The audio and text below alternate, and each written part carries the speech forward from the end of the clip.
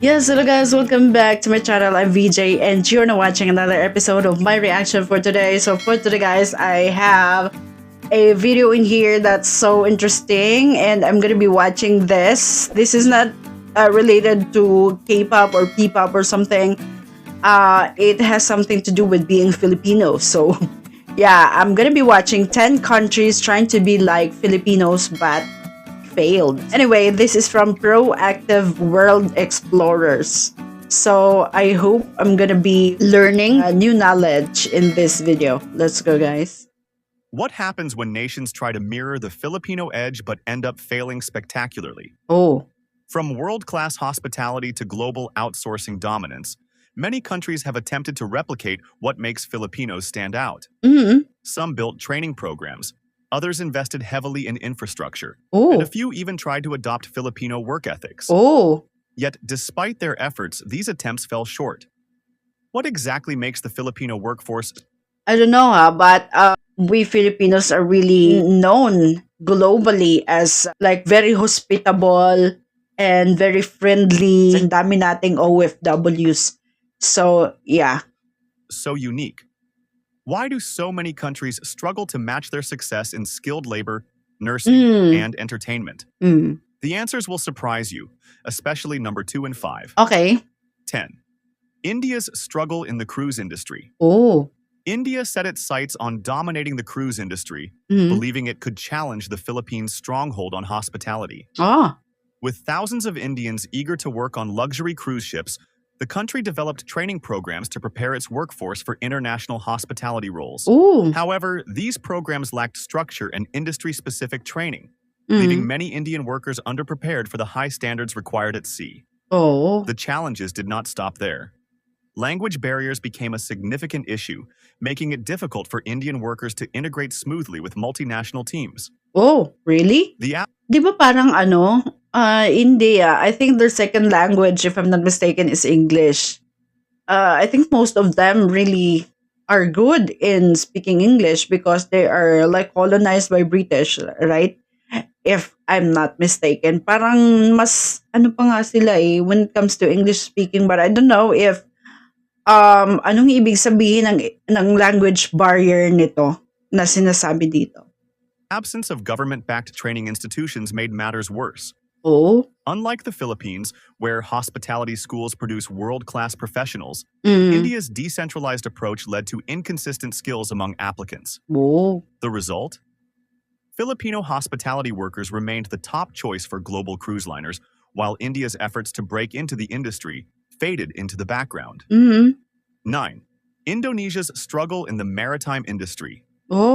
Indonesia attempted to challenge the Philippines' maritime supremacy by establishing its own maritime certification programs.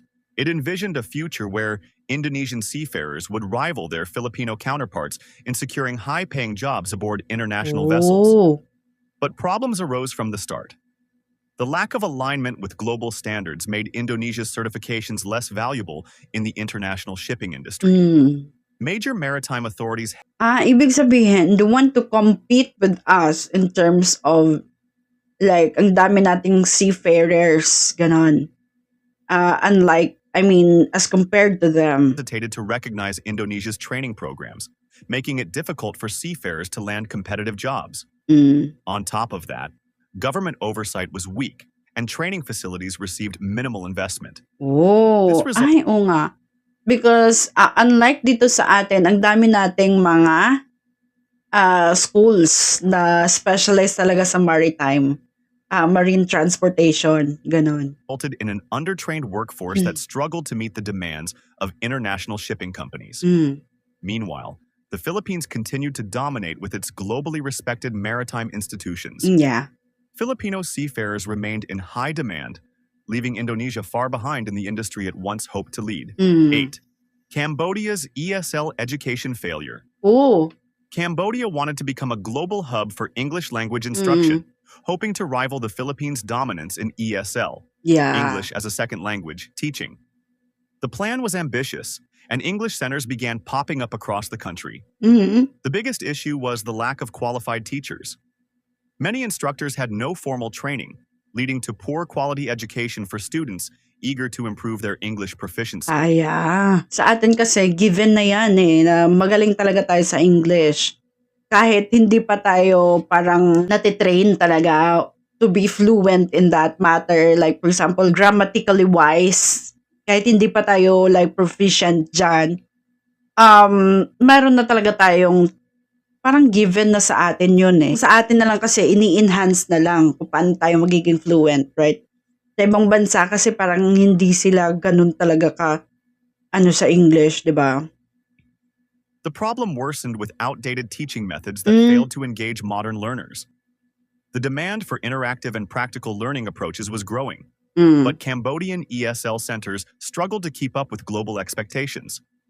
Without well-trained educators and effective teaching systems, students found it difficult to reach fluency, limiting their job opportunities in call centers and multinational companies. Meanwhile, the Philippines continued to thrive with its highly skilled ESL teachers and innovative teaching strategies. The dream of making Cambodia an ESL powerhouse quickly faded. 7. Laos's failed medical tourism industry. Okay, parang talaga to, parang sa Asia lang matatagpuan yung mga 10 countries na ito Anyways, saw the booming medical tourism industry in the Philippines and wanted a slice of the market. Yeah. We are the highest exporters of nurses globally. So, not only nurses, but we also export like medical professionals, mga doctors, medtechs, di ba? The idea was simple. Develop world-class healthcare facilities to attract international patients. However, the plan quickly ran into serious problems. The country lacked modern hospitals and medical equipment, making it difficult to compete with well-established medical hubs. Even when Laos attempted to train healthcare professionals, their certifications were not internationally recognized. Foreign patients looking for high-quality yet affordable healthcare were not convinced that Laos could provide the same level of service as the Philippines' top medical institutions. The trust factor was missing, and medical tourism never took off. Meanwhile, the Philippines maintained its reputation as a go-to destination for medical tourists, thanks to its state-of-the-art hospitals and highly skilled doctors. 6. Pakistan's outsourcing industry. BPO. Pakistan wanted to compete with the Philippines in the business process outsourcing, BPO industry. The potential was massive, but the challenges were even greater. One of the biggest problems was unstable electricity and internet infrastructure. Frequent power outages disrupted call centers, making international clients hesitant to invest. Unlike the Philippines, where BPO hubs have reliable facilities, Pakistan struggled to offer consistent service. Language was another issue. Many Pakistani call center agents had difficulty achieving a neutral English accent, which is a key requirement in the outsourcing industry. This limited global opportunities and made it tough to secure high-value contracts. Without strategic investments and workforce training, Pakistan failed to gain significant traction in the outsourcing sector, while the Philippines continued to dominate as the world's top BPO destination. 5. Malaysia's struggles in entertainment. Malaysia attempted to create internationally recognized artists, following the success of Filipino performers in global music and film industries. The plan was to build a strong entertainment industry that could compete on a world stage. The biggest challenge was cultural versatility. Filipino artists are known for their multilingual talents and ability to adapt. We don't produce only singers, right? We also produce mga musicians, globally renowned mga fashion designers, and the like. Adapt to various global markets, while Malaysian artists struggled to break international barriers. Another issue was the lack of industry connections. The Philippines has long established partnerships with Hollywood and other global entertainment networks, making it easier for Filipino talents to get recognized worldwide. Malaysia's efforts to create global superstars failed, reinforcing the Filipino entertainment industry's dominance.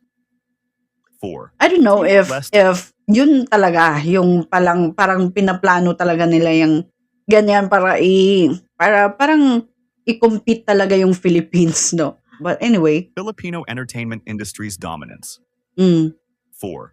Timor-Leste's maritime training problems. Maritime ulit. Timor-Leste tried to follow the Philippines in developing programs for maritime workers, but lacked the necessary training facilities and expertise. Schools meant to train seafarers were underfunded and failed to meet international standards, leaving graduates unprepared for global shipping jobs. The absence of bilateral agreements with major maritime nations further hindered Timor-Leste's progress. Without these agreements, their workers had limited access to international opportunities, unlike Filipino seafarers, who benefit from established networks and trusted certifications.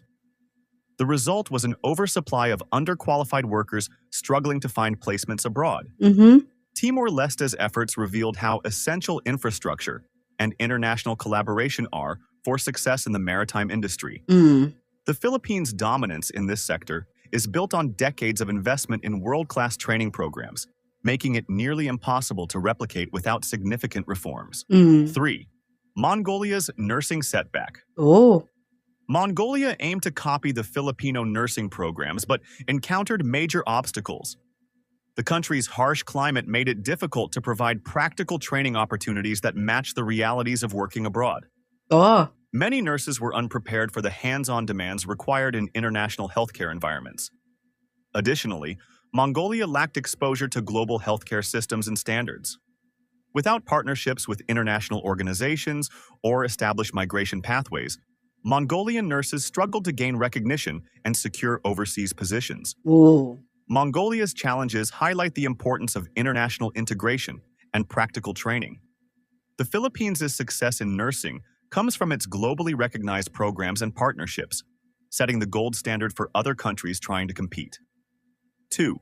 Thailand's BPO challenges. Thailand sought to replicate the Filipino outsourcing industry by promoting its own business process. So may thoughts ako, but mamaya ko na lang sasabihin. Outsourcing, BPO sector, but it encountered significant hurdles. The biggest barrier was the language gap. Thai workers struggled with achieving the neutral English accents required by global clients, making it harder to just like Pakistan compete in the international outsourcing market.